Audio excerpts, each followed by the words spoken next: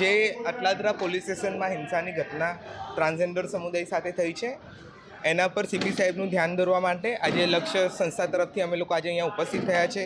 એક આવેદનપત્ર સરને જમા કરાવવાના છે.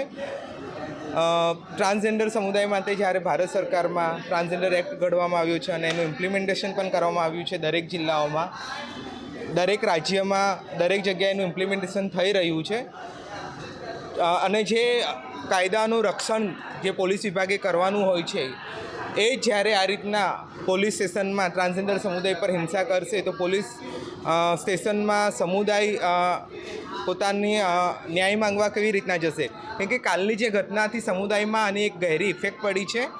લોકોના મગજમાં એક ટ્રોમાની ઇફેક્ટ થઈ છે. કાલુથીને કદાચ સમુદાય પોતાના અધિકારોના રક્ષણ માટે પોલીસ સ્ટેશન પર નહીં જાય જો પોલીસનું આવું જ વર્તન રહ્યું તો. અને આ રીતનું જે વર્તન છે અયોગ્ય છે. પોલીસ સ્ટેશનોમાં એ ક્યારેય ચલવી લેવામાં નહીં આવે. તો અમારી તો માંગ એ જ છે કે આના પર સીપી સાહેબ યોગ્ય કાર્યવાહી કરે.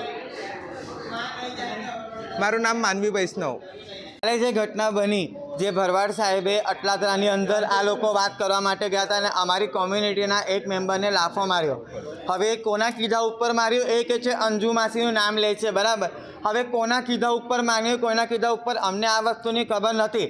અને અંજનામાં કંઈ અમારા ભગવાન કે અમારા દેવી દેવતા નથી. અમે લોકો વડોદરાના પ્રોપર ટ્રાન્સજેન્ડર છીએ. તો અમારું એક જ વસ્તુનું છે કે કોઈને પણ કોઈ પણ પોલીસવાળો હોય કે આમ પબ્લિક હોય કે આમ જનરેશન કેમ ના હોય, એને એકબીજાને મારવાનો અધિકાર નથી. અત્યારે પણ સ્યાજીગંજની અંદર જ્યારે પોલીસવાળાએ પેલા આમલેટવાળાને માર્યો, એ મરી ગયો, આ લોકોને સસ્પેન્ડ કર્યા અને બધું થયું. એવી રીતે કાલે જ્યારે અમારો કોઈ એક ટ્રાન્સજેન્ડર મરી જતું તો તમે લોકો એના ઘરવાળાઓને કંઈથી લાવીને આવતા?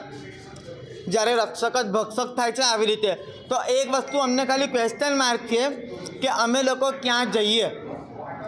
જ્યારે એઝ એ ટ્રાન્સજેન્ડર અમને પોલીસવાળાએ ના ગણતા હોય કે પોલીસવાળાએ મદદ ના કરતા હોય તો અમારે જવાનું કંઈ?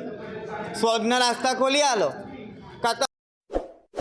इस वीडियो को लाइक करें, हमारे चैनल को सब्सक्राइब कर बेल आइकन जरूर प्रेस करें